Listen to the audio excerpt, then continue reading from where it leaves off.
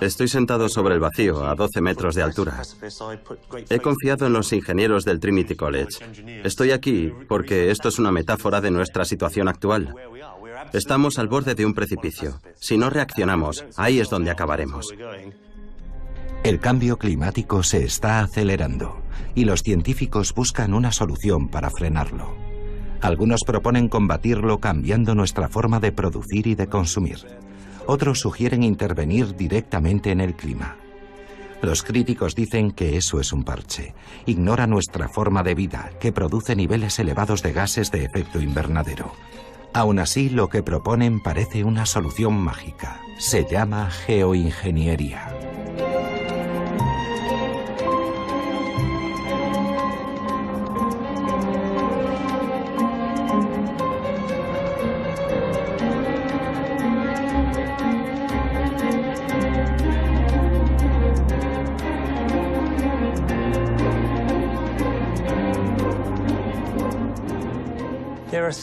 Se han propuesto unas 40 tecnologías, aunque solo 6 u 8 están siendo investigadas en profundidad. Algunas de esas propuestas se basan en la extracción del carbono de la atmósfera, creando bosques artificiales, construyendo aspiradores gigantes o estimulando el crecimiento del plancton. Hay quien recomienda reducir los efectos de las radiaciones solares pintando las carreteras y los tejados de blanco o con espejos que reflejen la radiación y la devuelvan al espacio. En mi opinión, el método que tiene más posibilidades de desarrollarse en el futuro es la inyección de aerosoles sulfatados. Sería como instalar una especie de filtro solar o de sombrilla alrededor de la Tierra para enfriar el planeta. Para mí, la geoingeniería es un conjunto de técnicas que pueden ayudarnos a adaptarnos y hacer frente al cambio climático, incluso para impedir que se produzca ese cambio o para contrarrestarlo de una forma u otra. La geoingeniería es una intervención deliberada a escala planetaria. Es importante que sea una acción intencionada y que sea a gran escala. Por lo tanto, la jardinería no sería geoingeniería porque solo se realiza a la escala de tu jardín. Proponían 3 posibles soluciones. La primera es cambiar nuestro comportamiento, la segunda adaptarnos y la tercera intervenir. Lo que me preocupa de la segunda, la adaptación, es que la población que tiene menos responsabilidad en el cambio climático es la más vulnerable y la menos capaz de adaptarse rápidamente a él. Reducir las emisiones es lo mejor, pero cada vez emitimos más dióxido de carbono. Esa podría ser la respuesta. Pero tras 4 décadas de informes cada vez más alarmantes de los expertos del Grupo Intergubernamental sobre el Cambio Climático de Naciones Unidas, el mundo está lejos de reducirlas. Se han reunido en 21 ocasiones sin llegar a ningún acuerdo. La voluntad política nunca será más fuerte. Esta es nuestra oportunidad. Si fallamos hoy, pasarán años antes de que tengamos una ocasión mejor. Hay 2 tipos de países en el mundo en lo que respecta a su política oficial en materia de cambio climático. Están los países que dicen, hablemos y no hagamos nada. Y los que dicen, no vamos a hacer nada. Y en las grandes cumbres, los del primer grupo dicen a los del segundo, venga, fingid como hacemos nosotros. Y los otros dicen, no vamos a fingir. Y los primeros insisten, por favor, seguidnos el juego, nadie va a hacer nada. Y es en ese punto donde está ahora la política sobre el cambio climático. Es un tema muy abstracto. Si 5 o 10 de los países más importantes del mundo de verdad se comprometieran a reducir sus emisiones de gases de efecto invernadero, podrían imponer un acuerdo al resto. Pero no lo hacen. No están tan comprometidos. El cambio climático está ante una encrucijada. Por un lado, el fracaso político y por el otro, un escenario apocalíptico. Y la Tierra sigue calentándose. Desde hace 25 años, sabemos que el hombre es el responsable del calentamiento global y que estamos acumulando problemas para las generaciones futuras. y el tiempo se agota. Puede no producirse de una forma lenta y previsible. La historia de la Tierra nos enseña que el cambio climático puede suceder inesperadamente, cambiando a un nuevo estado en unas pocas décadas o incluso en escasos años. Descubrimientos recientes han disparado el temor a una brusca aceleración del cambio climático. En julio de 2014, los pilotos del helicóptero de una compañía dedicada a la extracción de gas natural descubrieron un misterioso cráter en mitad de una península siberiana. La población local la conoce como Yamal, el fin del mundo. Un equipo de científicos rusos estudió el cráter, que tenía 30 metros de diámetro y 70 de profundidad. Poco después se descubrieron decenas de cráteres similares, y las investigaciones continuaron durante el invierno. Los investigadores creen que se produjeron por la presión acumulada en bolsas de gas metano, un gas de efecto invernadero 25 veces más peligroso que el dióxido de carbono. Su aparición demuestra que el hielo ya ha empezado a fundirse. Este tipo de emisiones de metano en la atmósfera, si no se detienen, podrían desencadenar una extinción masiva. Para los partidarios de la geoingeniería, eso demuestra la urgencia de una intervención deliberada en el clima. Incluso imaginando el mejor escenario posible, la temperatura de la Tierra va a aumentar 2 grados centígrados en las próximas décadas. Y si eso sucede, se producirán algunos eventos catastróficos. Hay que considerar la gravedad de las consecuencias y el hecho de que no tenemos un planeta B. Tal vez necesitamos un plan B.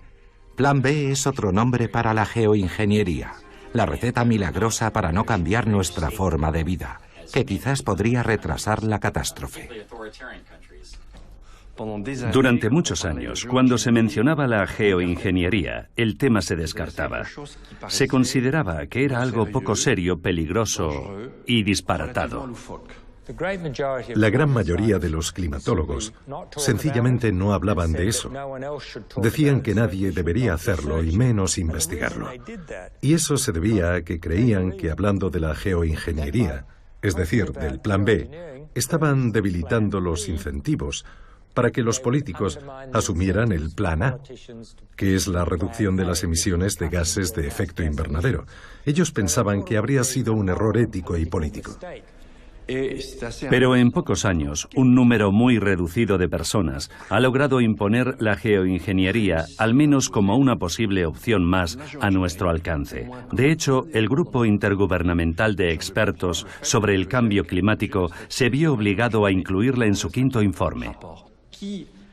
¿Quién está detrás de incluir a la geoingeniería en los informes del Grupo Intergubernamental de Expertos sobre el Cambio Climático, sobre todo en 2001? Hay un apartado que es muy optimista respecto a la estimulación del crecimiento del plancton y a las tecnologías para desviar los rayos solares a la estratosfera. Bien, pues detrás de todo eso está David Keith, que es un destacado empresario y uno de los principales defensores de los programas de geoingeniería. Creo que empecé a pensar en ello porque era un tema tabú. La gente temía hablar de ello y no se había hecho mucho trabajo analítico. Así que merecía la pena hacer algo.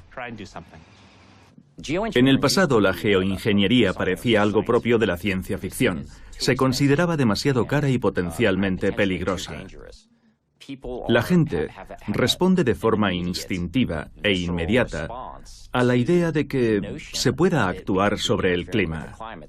Algunos piensan que es una perspectiva aterradora y que, en cierto modo, jugamos a ser Dios. Cuando miramos este cuadro de Charles Lacoste, titulado La mano oculta, creo que es esa mano oculta de la naturaleza la que impulsa a la humanidad hacia una nueva fase de su existencia. Los pequeños afanes humanos siempre se han visto eclipsados por el mundo natural, que tiene su propio plan y que sigue su propio rumbo. Y si así lo decide, puede barrernos de la tierra como a hormigas. Los defensores de la geoingeniería creen que tienen el poder para controlar esa mano de la naturaleza y convertirla en una mano protectora. En los años 60 y 70, científicos rusos y estadounidenses hicieron pruebas bastante desastrosas para manipular el clima. Sin duda es una vieja fantasía del hombre. La geoingeniería tiene mala reputación debido a los fantasmas del pasado. En parte porque hablamos de controlar la temperatura media de la Tierra, pero también porque en el pasado se proponía modificar el mundo para acceder a los recursos de ciertas regiones. Situamos su origen a principios de los 60, cuando se concebían proyectos grandiosos y delirantes para controlar la naturaleza. Pero hay muchos comienzos, no solo uno. Dos historiadores de la ciencia han descubierto lo que durante mucho tiempo fueron secretos de Estado. Cuando terminó la Segunda Guerra Mundial, John von Neumann puso en marcha un ordenador capaz de predecir el clima. Para entender los fenómenos atmosféricos, von Neumann usó máquinas que se crearon para fabricar la bomba atómica. Von Neumann pensaba que si podía predecir la meteorología con un ordenador, también se podría conseguir el clima que quisieras. Es decir, se podría crear cambiando las variables atmosféricas. Y de ese modo, así tendrías el tiempo que desearas. De forma que si querías que lloviera, podías hacerlo. Si querías que el tiempo fuera seco, que el cielo estuviera despejado o que nevara, podías hacerlo. Sería posible cuando quisieras y donde quisieras. Y en aquella época, en el año 1946, Irving Langmuir investigaba en los laboratorios de General Electric la formación de cristales de hielo en las nubes. Les habla Vincent Schaffer. Me gustaría enseñarles algunos de nuestros experimentos. Utilizando un congelador casero como este, que tiene una temperatura de unos 17 grados bajo cero, podemos crear nubes superfrías iguales a las de la atmósfera, soplando en el interior del congelador. El aire húmedo de nuestro aliento se condensa y forma una nube en pocos segundos. Después podemos hacer varias pruebas para ver si podemos convertir esa nube superfría en nieve. Si cogemos un trozo de hielo seco y lo rayamos, haciendo caer algunos fragmentos en la nube fría, se forman estelas similares a las de los aviones en el cielo. Estas estelas contienen millones de cristales de nieve microscópicos que crecen rápidamente. Así que el ejército estadounidense se quedó fascinado con la idea de que podían tener la meteorología que quisieran y cuando quisieran, en cualquier circunstancia. Y pensaron, vaya, si hay tanques enemigos en alguna zona, podemos hacer que el suelo se enfangue para que se atasquen. Si queremos que en algún lugar no haya comida suficiente, podemos provocar una sequía y acabar con sus cosechas. Si queremos que los aviones despeguen cuando hay niebla, podemos eliminar la niebla. Para inmovilizar la aviación enemiga, podemos hacer que la niebla cubra su aeródromo. Y lo mejor de todo es que nadie podrá acusarnos de nada, porque no es como las armas nucleares que dejan radiaciones en el aire cuyo origen puede rastrearse. Esto nadie puede probarlo. Mejor que una bomba.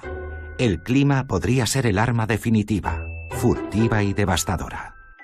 Solo faltaba encontrar la fórmula que permitiera hacerse con el control de las nubes.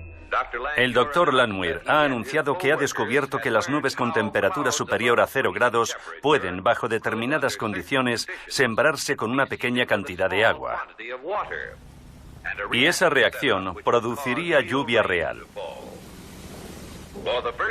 Por primera vez en la historia, el hombre tiene la capacidad de ejercer cierto control sobre el clima. Probablemente sea el logro más extraordinario del año. De modo que decidieron invertir dinero en un programa llamado Proyecto Cirrus, basado en las investigaciones de Langmuir, en el que los aviones militares volaban con el objetivo de hacer agujeros en las nubes. Quizá no parezca algo muy importante. ¿Para qué querría nadie hacer agujeros en las nubes?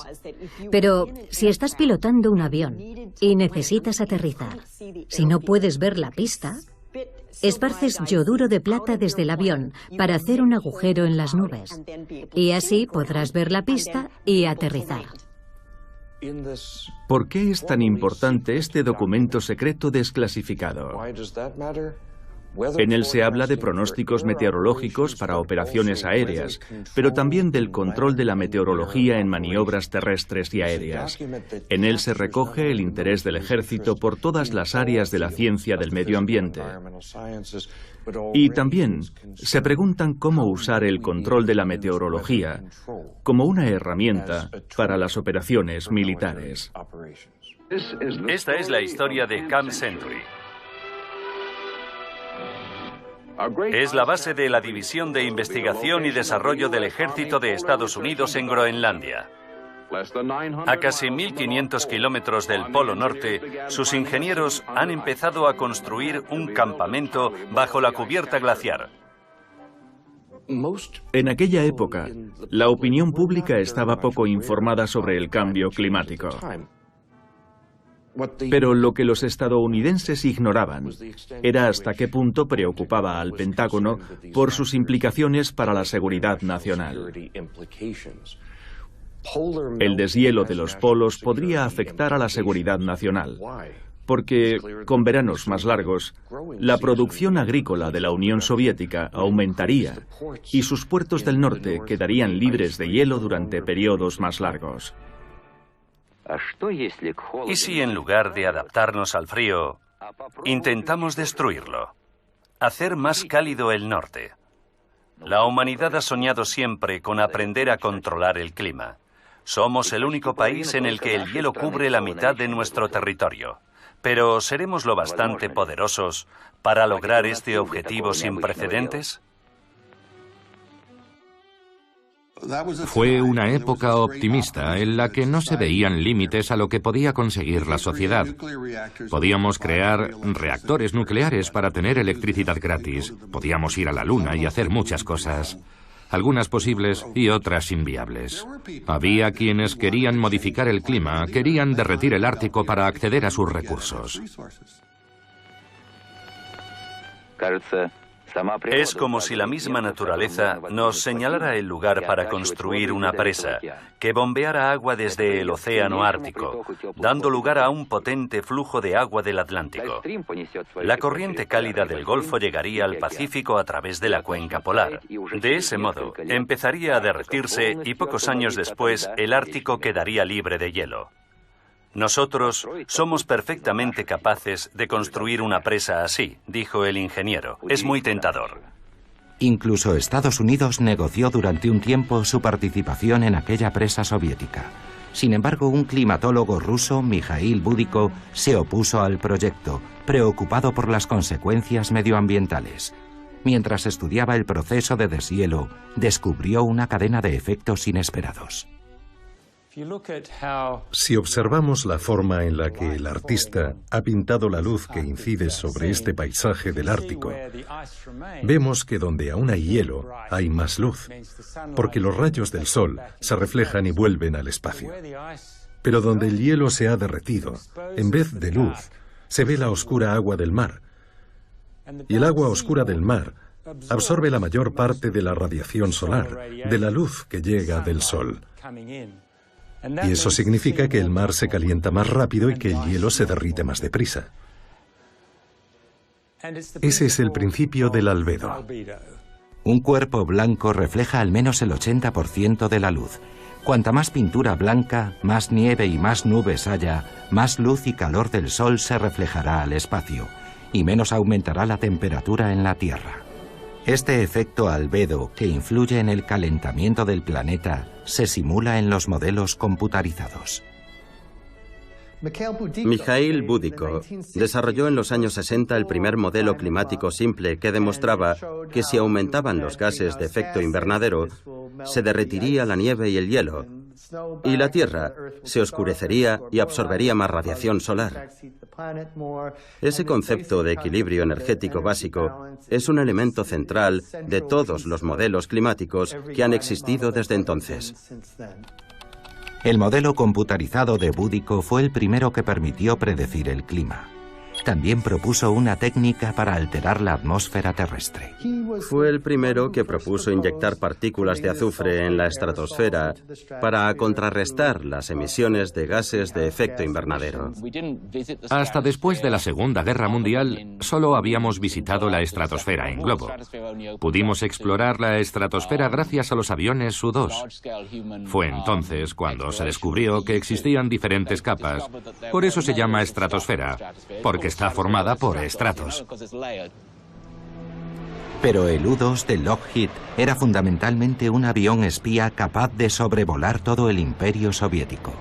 El 1 de mayo de 1960, poco antes del desfile en la Plaza Roja, un U-2 fue derribado sobre la Unión Soviética y su piloto fue hecho prisionero.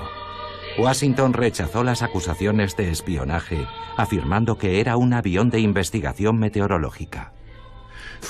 Durante más de una década, después de que empezara la Guerra Fría, a las agencias de inteligencia como la CIA, que rápidamente había creado una sección de investigación científica, les resultaba extraordinariamente difícil saber qué es lo que estaba pasando en la ciencia soviética.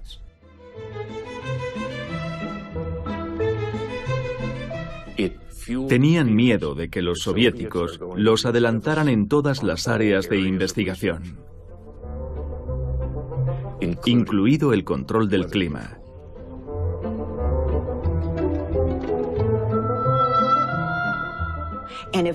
Piensan, si nos adelantan en el control del clima, serán ellos quienes controlen el mundo. Ellos no publican nada de lo que están haciendo, por tanto tiene que ser un secreto. Y si trabajan en secreto, puede que ya nos hayan adelantado. Tenemos que invertir más dinero, pero nuestro programa también tiene que ser secreto.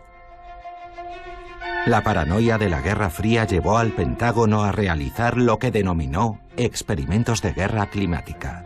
En la práctica se reducían a poco más que intentar modificar el clima local mediante la mejora de la técnica de siembra de nubes. ¿Y cuál era la tecnología más avanzada en esta investigación estratégica nacional? Mangueras para regar el jardín compradas en ferreterías. En la Casa Blanca, al presidente Kennedy y a su equipo de asesores científicos les preocupaba que se utilizaran explosiones nucleares o misiles balísticos para cambiar la temperatura terrestre. Aunque el presidente denunció los peligros de esos experimentos, no interrumpió los programas de investigación del ejército de Estados Unidos. El presidente Lyndon Johnson se mostró interesado en continuar los programas iniciados por Kennedy, al que sucedió tras su asesinato en 1963. La nuestra es una época de cambios. Cambios rápidos y fantásticos, que nos desvelan los secretos de la naturaleza y que ponen en nuestras manos nuevas armas de control y de destrucción. Lyndon Johnson pensaba que las ciencias ambientales podían rendir todo tipo de servicios al hombre. En especial le interesaba poder llevar agua a aquellas regiones que más la necesitaban. Lo veía como una herramienta diplomática, y eso fue lo que impulsó los ensayos para el control del clima en la India durante la sequía de Bihar. Un asesor animó al presidente a construir un arsenal de armas climáticas. Era tan famoso que Kubrick lo convirtió en protagonista de una de sus películas. Dr. Strangelove. Or How I Learned to Stop Worrying and Love the Bomb.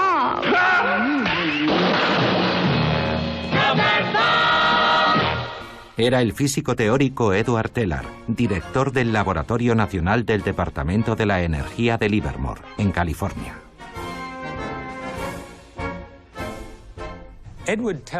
Edward Teller es un personaje muy famoso.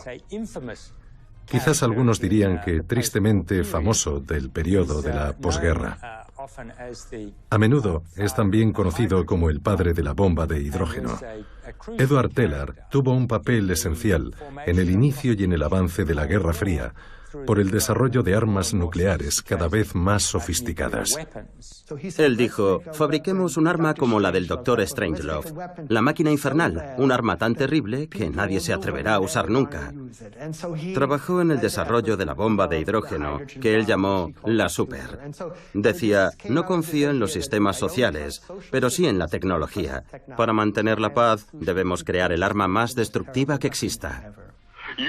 Utilicemos los explosivos nucleares como se han usado otros explosivos de alta potencia en beneficio del hombre. Usémoslos en las entrañas de la Tierra, utilizando la misma Tierra como recipiente para crear nuevas sustancias químicas. Lo cierto es que esa inclinación a utilizar las capacidades creativas más oscuras del ser humano para transformar el mundo natural se ha extendido en ciertas áreas de la comunidad de la geoingeniería. Es una especie de fe fanática. Podemos utilizar nuestras capacidades creativas para desarrollar tecnologías extremadamente poderosas, con el fin de controlar y manipular la naturaleza en nuestro beneficio. Salvo que en esta ocasión estamos hablando del clima de todo el planeta. Recibí una llamada de su secretaria, a quien conocía desde hacía 10 años, y me dijo, el Dr. Teller quiere verte en 1 hora. Quiere hacerte una pregunta. Le dije, ¿y qué pregunta es esa? Y ella me contestó, le han sugerido que se podrían usar explosiones nucleares para acabar con la sequía en California. Y quiere saber si funcionaría, si los modelos climáticos pueden decirnos eso. El laboratorio de Livermore tenía ordenadores muy avanzados y Edward Teller dio libertad total a los científicos para que se concentraran en elaborar un modelo atmosférico global. Después hicieron una película animada por ordenador y la enviaron a una compañía de California para que añadieran filtros de color. Es una película en 35 milímetros que ilustraba su modelo atmosférico. Fue Edward Teller quien tuvo la idea de utilizar por primera vez las armas climáticas durante la Guerra de Vietnam. El proyecto secreto, en colaboración con la Marina estadounidense, buscaba la forma de que las nubes de los monzones produjeran aún más lluvias. ¿Y para qué querían hacer eso? Bueno, si estás en Laos y quieres asegurarte de que los hombres y el material del enemigo no puedan salir de Vietnam del Norte para invadir el sur y atacar Laos, entonces querrás que esas nubes produzcan lluvias más intensas durante el monzón. El ejército estadounidense consiguió inundar el camino a Ho Chi Minh con lluvias provocadas artificialmente. La Operación Popeye, como se conocía, consiguió interrumpir las líneas de suministro y el movimiento de las tropas de los vietnamitas del norte. La operación de la CIA se prolongó en el máximo secreto a lo largo de 5 años, hasta que apareció en la primera página del New York Times. El Congreso creó una comisión de investigación. El Senado descubrió que la Operación Popeye, que tenía como objetivos Tailandia, Laos, Vietnam y Camboya, había sido apoyada por el secretario de Estado Henry Kissinger y la CIA sin una autorización oficial. El Congreso presionó para que el control del clima no volviera a ser utilizado como arma de guerra nunca más. Pero en 1972, la opinión pública estaba más preocupada por la paz en Vietnam que por la geoingeniería de la lluvia. Sin embargo, la protección del medio ambiente fue el asunto prioritario en la cumbre de la Tierra de Estocolmo. El secretario general de la ONU denunció la pasividad de los gobiernos ante la contaminación atmosférica. Nuestro mundo está amenazado por el impacto de las acciones irresponsables de los hombres y por el egoísmo de sus actividades. La culpa es tuya, suya, mía. Es culpa nuestra, de todos. ¿Por qué? Porque los gobiernos solo actúan si se sienten presionados por la opinión pública. Y cuando la opinión pública no es lo suficientemente enérgica es porque ustedes y yo no estamos lo bastante convencidos. Indira Gandhi, primera ministra de la India, va a participar en la primera conferencia de Naciones Unidas sobre el medio ambiente. Fue recibida por el secretario general de la conferencia, Maurice Strong. El hombre moderno debe restablecer el vínculo indestructible que nos une a la naturaleza y reconocer, como lo hicieron nuestros antepasados en la India hace siglos, que solo podemos coger de la tierra y de la atmósfera lo que podamos devolverles. Era la primera vez que el mundo se reunía para pedir que acabara el abuso descontrolado del medio ambiente. Ese año un grupo de científicos publicó un informe sobre las consecuencias del agotamiento de los recursos naturales del planeta. Han creado un modelo computarizado del clima para conocerlo a largo plazo y han descubierto, como se explica en el libro Los límites del crecimiento, que al ritmo actual el planeta solo podrá mantenernos unos 100 años, aunque podrían ser 50. El estudio fue dirigido por Dennis Meadows del Instituto Tecnológico de Massachusetts. Para los delegados en la conferencia de Estocolmo, la llamada a la acción desafiaba la base misma del crecimiento económico desde la revolución industrial. Monet captó la esencia de la modernidad en este cuadro. En él vemos las barcazas de carbón en el río Sena, que llevan esa fuente de energía indispensable a la ciudad. Es cierto que la minería del carbón, el desarrollo del transporte y los procesos industriales hicieron posible el crecimiento económico moderno. Pero por supuesto, fue también esa fuente de energía la que nos trajo la crisis climática en la que hoy estamos inmersos. Ante la magnitud del desastre anunciado, los científicos hicieron un inventario de soluciones mágicas para cambiar el clima. En un artículo del año 1974, Snyder y Kellogg, dos meteorólogos muy conocidos y muy respetados en Estados Unidos, explicaban que los problemas estaban empezando a evolucionar y que tal vez deberíamos pensar en la posibilidad de contrarrestar el cambio climático en algún momento, pero son muy reservados al respecto. Por poco prácticas que fueran esas propuestas, estaban considerando seriamente controlar el clima. Al recordar la lluvia artificial de la guerra de Vietnam, el mundo se reunió para prevenir una guerra climática. En los últimos años, se ha hecho evidente que los avances científicos y tecnológicos permitirán al hombre cambiar las condiciones climáticas o cambiar la composición dinámica de la estructura del espacio exterior de la Tierra. Y se habló en profundidad de ello, no solo para hacer que llueva sobre el enemigo, también para provocar una sequía y que la gente muera de hambre. Todo eso se consideró una forma de armamento climático. Y los químicos de la atmósfera tomaron conciencia de lo que llamaron el invierno nuclear. Así que empezamos a pensar en el humo. Lo investigamos y descubrimos que solo los incendios forestales producirían cantidades de humo tan grandes que impedirían que llegara la luz del sol. Los modelos computarizados de Crutzen para predecir el clima confirmaban que tras una guerra atómica, el invierno nuclear causaría la extinción masiva de humanos, plantas y animales del planeta. Preocupados, científicos rusos y estadounidenses se reunieron a través de una videoconferencia. Una vez más, se demuestra que en una guerra nuclear no habría vencedores ni vencidos. Las consecuencias serían fatales para todos. Lo que está en juego es la vida en la Tierra. Al igual que sucedió con las armas climáticas, el miedo al fin del mundo contribuyó a la ralentización de la carrera armamentística atómica. Sin embargo, Edward Teller no estaba de acuerdo con el desarme y siguió haciendo campaña por seguir aumentando el poder del arsenal atómico estadounidense.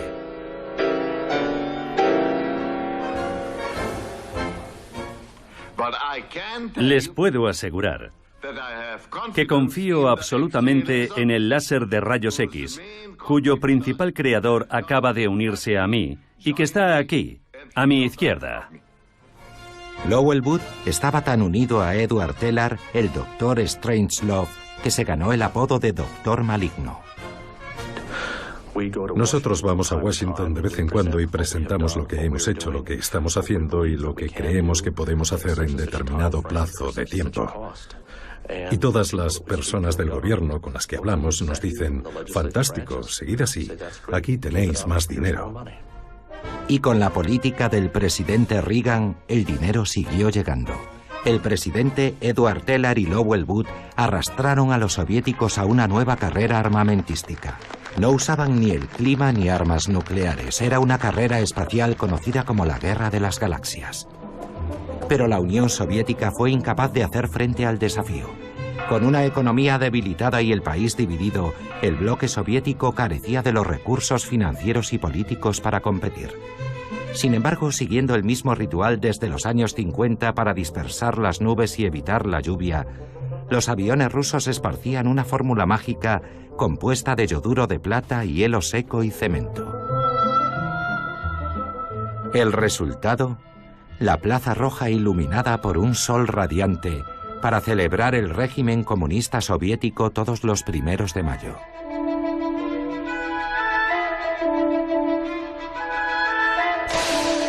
Siguiendo el modelo soviético de manipulación del clima, los chinos también sembraban nubes, pero no para disiparlas, sino para que lloviera. Entonces se hacía en la Unión Soviética, así que durante los años 50, 60 y 70 se veía como algo bueno que los seres humanos pudieran modificar el curso de la naturaleza con sus propios medios. Decíamos, el hombre decidido vencerá al cielo. Durante mucho tiempo, China intentó manipular el medio ambiente en beneficio del hombre, y eso a menudo tuvo consecuencias desastrosas. Hoy la gente está más concienciada respecto a aquellas pruebas para intervenir en la naturaleza. Nosotros defendemos la idea de adaptarnos a la naturaleza, la integración entre el cielo y el hombre. En otras palabras, nos basamos en los conocimientos del Feng Shui. Cuando exploramos nuestros recursos naturales, tenemos mucho cuidado de seguir las enseñanzas del Feng Shui. Junio de 1991. Una gran erupción volcánica modifica los datos del clima. La nube de partículas provoca el descenso de medio grado en la temperatura global durante 3 años. Aquella fue la erupción más importante del siglo XX y la mejor estudiada. Aún la seguimos usando como patrón para mejorar nuestros modelos climáticos y para intentar entender cuál fue su impacto. Pinatubo es una referencia porque tenemos mucha información. Sabemos cuánto dióxido de azufre inyectó en la estratosfera y dónde y qué pasó con ese dióxido de azufre. Para Edward Teller, aquella erupción fue un golpe de suerte. Ahora que el enemigo comunista había desaparecido, había una nueva amenaza global: el cambio climático. Una de las primeras propuestas para usar aerosoles de azufre como solución para combatir el calentamiento global fue publicada en 1997 y estaba firmada por Edward Teller y Lowell Wood. Edward Teller decía, podemos desarrollar aerosoles para enfriar el planeta y quizás otros para calentarlo. Así podremos controlar el clima y elegir la temperatura que queramos. Lowell Wood y Edward Teller presentaron sus ideas en un congreso de científicos interesados en las posibilidades de la geoingeniería. En la conferencia del Instituto para la Investigación del Cambio Climático éramos unas 30 personas. Fue ahí donde conocí a Lowell Wood. Yo estaba allí y otras personas, entre ellas David Keith, dijeron, esa idea es una locura. Nosotros le dijimos, oye, Low, no sabes lo que estás diciendo. Es cierto que podrías hacer que descienda la temperatura media de todo el planeta, pero el mundo no es solo una temperatura. Cuando volví al trabajo, elaboramos el primer modelo informático de simulación de geoingeniería solar y para nuestra sorpresa funcionaba. Publicamos un primer artículo diciendo, bueno, aunque funciona muy bien en este simulador de clima, no podemos fiarnos de los resultados porque en el mundo real podrían ser diferentes. Pero en aquel momento, aquello no le interesaba a nadie. Solo cuando Paul Crutzen empezó a hablar del tema, la gente se interesó y volvió a leer los estudios que se habían hecho antes. Paul Crutzen fue autor de la teoría del invierno nuclear, además de Premio Nobel de Química en 1995 por sus trabajos sobre la atmósfera, en especial sobre la formación y la desaparición del ozono. Un descubrimiento que permitió el primer y único acuerdo global prohibiendo utilizar ciertos gases que destruían la capa de ozono de la atmósfera. La gente comentaba que Paul Crutzen estaba escribiendo un informe en el que decía que tal vez deberíamos considerar crear a propósito una nube, igual que hacen los volcanes, para reducir la temperatura, porque piensa que no se está haciendo ningún esfuerzo para reducirla. Yo pedí a Paul que me enviara una copia del informe. Cuando lo hizo, le mandé algunos comentarios, pero aún así lo publicó en 2006. A Paul, sus colegas científicos, le criticaron con mucha dureza y severidad por haber roto el silencio en torno a la geoingeniería. Y tras aquella intervención, vimos un rápido aumento de los artículos científicos publicados sobre las diferentes formas de geoingeniería. El artículo de Paul es fantástico, pero en él no decía nada nuevo. Sin embargo, la persona que lo comentó marcó la diferencia. Creo que aquello fue el detonante, pero los detonantes solo funcionan cuando existe una fuerza acumulada que está a punto de explotar. Y en este caso, la fuerza era el hecho de que necesitábamos hablar de ello. No podemos tomar buenas decisiones sobre este tema mirando hacia otro lado o escondiéndonos. En Estados Unidos, los partidarios de la geoingeniería buscarían el apoyo de la opinión pública y de los líderes políticos. Durante mucho tiempo fue un tabú. La comunidad científica había acordado no hablar del tema en público. En Estados Unidos hay algunos grupos de presión conservadores que durante años han hecho una campaña activa para negar la ciencia del clima. Han desautorizado al panel intergubernamental de expertos sobre el cambio climático. Lo han calificado de engaño, de estafa, y se han opuesto a las medidas aprobadas en Estados Unidos para reducir las emisiones de gas de efecto invernadero e incentivar las energías renovables. Y a pesar de eso, esas mismas organizaciones salieron en defensa de la geoingeniería. Y la pregunta es, ¿cómo pueden apoyar la solución a un problema que según ellos no existe? En el seno de los grupos conservadores, como nosotros, en el Instituto Hudson o en el Instituto de Empresa Americano, hay mucha gente, aunque no todos, pero sí muchos, que piensan que el cambio climático no representa una amenaza real. Puede que los representantes del Partido Republicano no estén dispuestos a asumir el coste económico, que ellos consideran enorme, de reducir las emisiones de gas de efecto invernadero. De hecho, eso supondría la transformación de toda la economía mundial. A menudo los republicanos son unos apasionados de la tecnología más sofisticada. Es posible que piensen: un momento, hay una solución tecnológica para eso. Yo creo que el control de la radiación solar es más fácil de llevar a cabo políticamente que el control de los gases de efecto invernadero. Las perspectivas de un consenso bipartidista sobre bioingeniería son mucho mayores que un acuerdo para limitar los gases de efecto invernadero. Con la geoingeniería, los gobiernos no necesitan enfrentarse al poder de las grandes compañías mineras y petrolíferas. No tendrán que poner impuestos a la gasolina ni a la electricidad.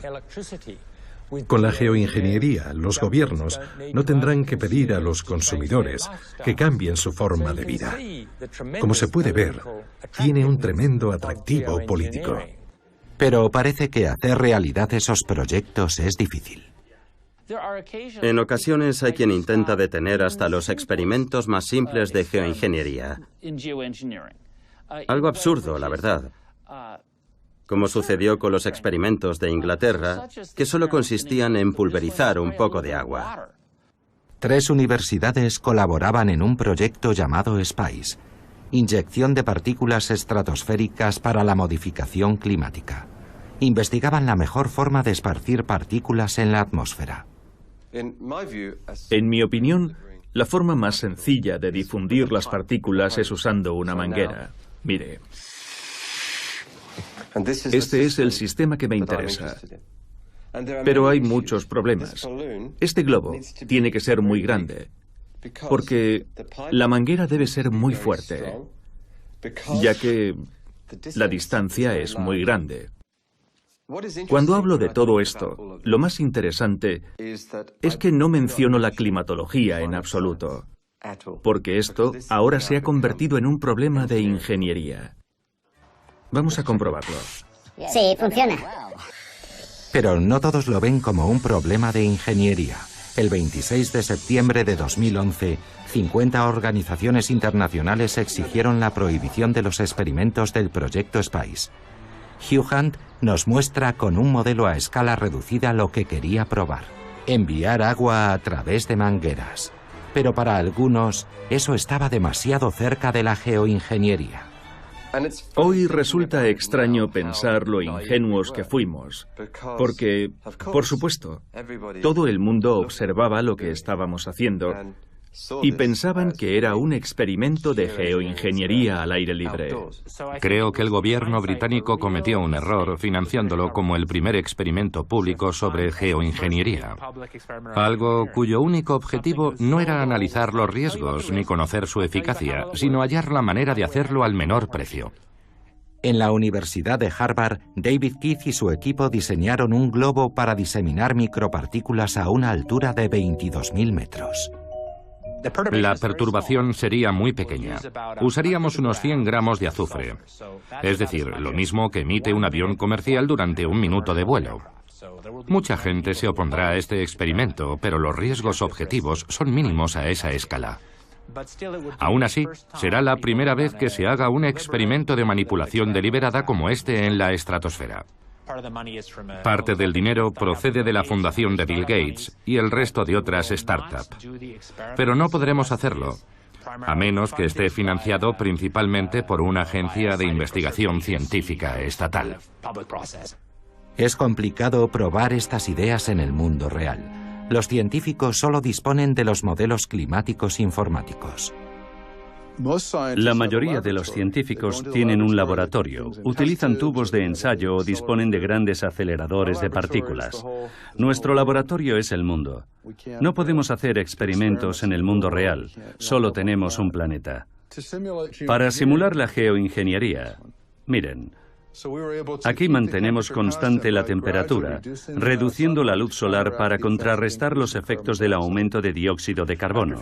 50 años después queremos que el Sol vuelva a ser lo que era, pero se produce este calentamiento a un ritmo mucho más rápido. Todo indica que la eficacia de la geoingeniería sería solo temporal y que su interrupción podría causar un calentamiento tan rápido que impediría cualquier adaptación. Para evitarlo, la Tierra debería estar rodeada por una nube perpetua. Pero incluso así habría consecuencias. Una disminución de las precipitaciones aquí, lluvias torrenciales allí o riesgo de sequía. Un escenario catastrófico que recuerda a una de las erupciones volcánicas más violentas de la historia. Una de mis historias favoritas es lo que pasó tras la erupción del volcán Tambora en Indonesia en el año 1815. Unos meses después de la erupción, los efectos empezaron a notarse en el clima de Europa, al otro extremo de la Tierra. La erupción más grande en los últimos 10.000 años cambió el rumbo de la historia. La lluvia y el barro en el campo de batalla de Waterloo impidieron a los franceses mover sus cañones, lo cual contribuyó a la derrota de Napoleón. Y en Asia, la desaparición del monzón provocó hambrunas y epidemias que causaron 100.000 muertes. La bajada de las temperaturas abrió un paso temporal en el hielo del extremo norte que permitió hacer exploraciones impensables hasta entonces.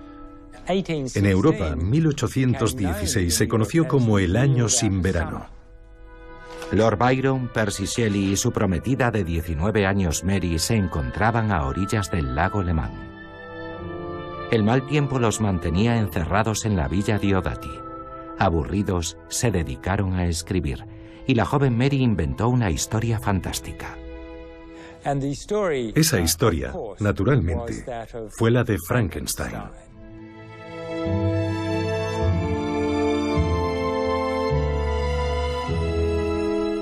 Y cuando su monstruo cobra vida, él descubre que no lo puede controlar.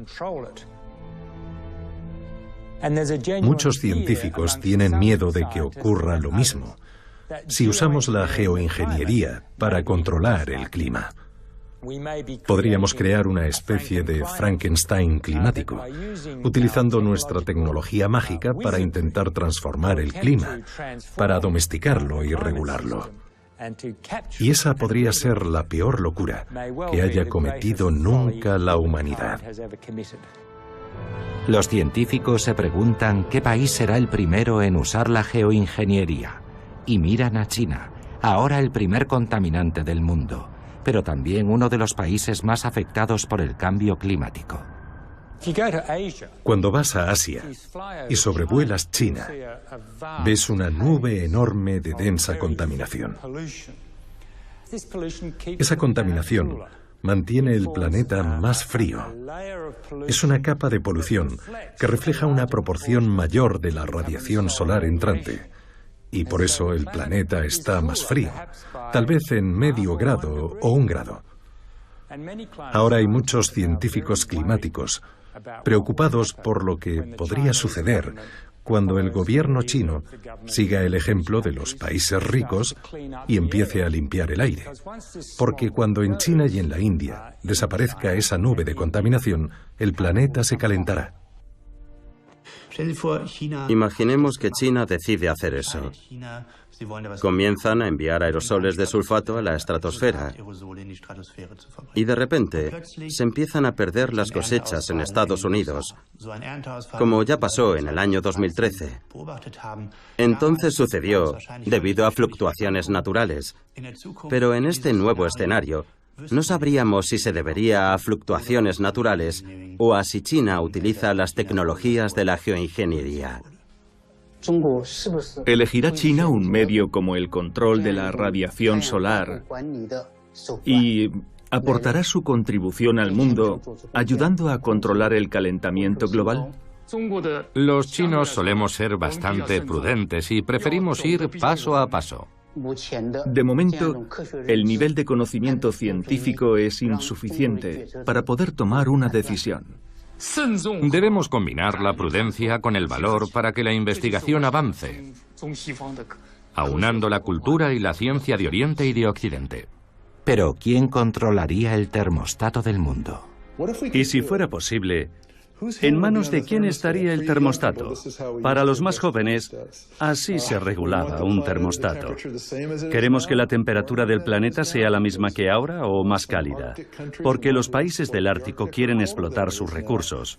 O más fría, porque hay poblaciones como las islas que están desapareciendo debido al aumento del nivel del mar. ¿Cómo decidirá el mundo la temperatura del planeta? Solo tenemos un planeta.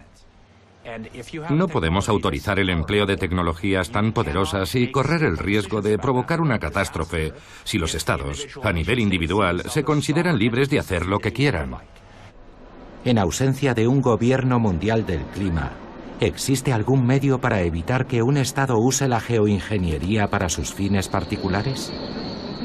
Mucha gente dice, necesitamos una ley. Pero de hecho hay muchas normas en vigor. Si leemos nuestras políticas medioambientales, muchos países disponen de procedimientos para evaluar el impacto medioambiental y han puesto en marcha medidas para proteger el medio ambiente y la salud humana. Todas ellas son reglas que podemos usar. Puede que no haya leyes específicas a nivel internacional, pero sí tenemos bastante legislación, en particular en la Unión Europea, que nos ayudará a abordar este problema. ¿Qué pasaría si una gran empresa de geoingeniería controlara la geoingeniería? Llamémosla BP Geoingeniería o Exxon Geoingeniería. ¿Qué intereses defendería? ¿Los del planeta o los de su empresa? Nos lo podemos imaginar. Oh, no podemos parar, muchos empleos peligran. O presionarían a los responsables políticos de todo el mundo para continuar. Lo que me preocupa es que se produciría un cambio inmediato en la opinión pública. Estamos acostumbrados a buscar soluciones rápidas. Tenemos la información al alcance de la mano. La gente diría, resolvámoslo ya, hagamos algo agresivo y drástico. ¿Podría suceder que la aparición de proyectos de geoingeniería creara una mayor conciencia global sobre los peligros del cambio climático? ¿Podemos esperar que se implanten políticas específicas para adaptarnos a una catástrofe que ya ha comenzado? ¿O la geoingeniería hará que nos resignemos a vivir bajo cielos eternamente nublados, convirtiendo la joya azul de la Tierra en mármol gris y blanco?